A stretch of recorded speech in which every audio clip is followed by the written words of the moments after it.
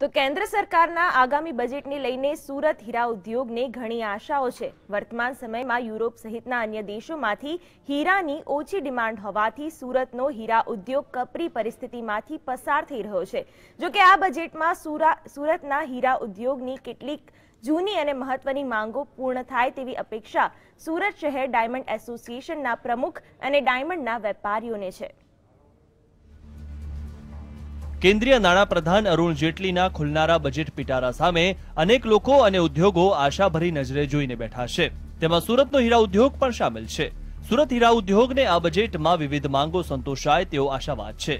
Surat diamond ઉદ્યોગના વેપારીઓનું કહેવું છે કે યુરોપ સહિત અન્ય દેશોમાંથી પોલિશ ડાયમંડની ડાઉન થયેલી માંગ ધીમે ધીમે વધી રહી છે, પરંતુ હજુ પહેલા જેવી સ્થિતિ નથી। સાથે પોલિશ ડાયમંડની કિંમત પણ વધી રહી છે। વિશ્વના હીરા ઉદ્યોગમાં સુરતમાં સૌથી વધુ હીરાનું પોલિશિંગ થાય છે। વિશ્વમાં જે 100 હીરા પોલિશ થાય છે તેમાંથી 99 હીરાનું પોલિશિંગ સુરતમાં થાય છે।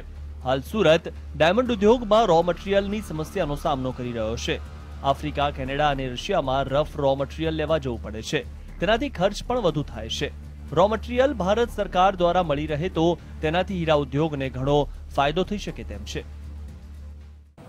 ફેબ્રુઆરીના અંતમાં જે કેન્દ્રીય બજેટ આવી રહ્યું છે એ બજેટમાં ડાયમંડ ઉદ્યોગ તરફથી ખાસ આશાઓ સેવવામાં આવી રહી છે।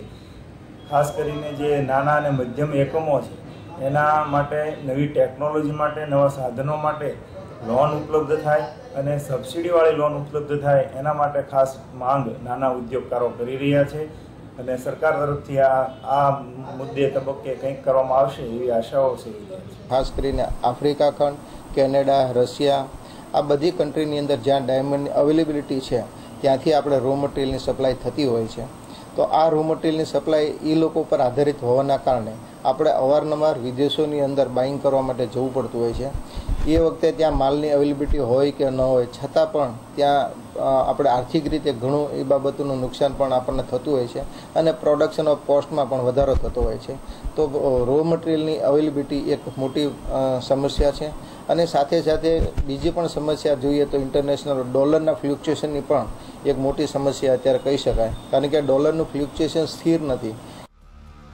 હીરા ઉદ્યોગને કન્સાઇનમેન્ટ તરીકે રો મટીરીયલ લાવવાની સરકારે મંજૂરી આપી નથી, એટલે તેમને રો મટીરીયલ લેવા માટે અન્ય દેશ તરફ નજર દોડાવવી પડે છે।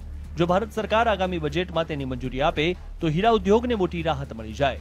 આ ઉપરાંત હીરા ઉદ્યોગમાં કામ કરતા કર્મચારીઓને વ્યવસાયિક અને આરોગ્યની સહાય આગામી બજેટમાં સરકાર દ્વારા આપવામાં આવે તેવી પણ હીરા ઉદ્યોગ માંગ કરી રહ્યો છે।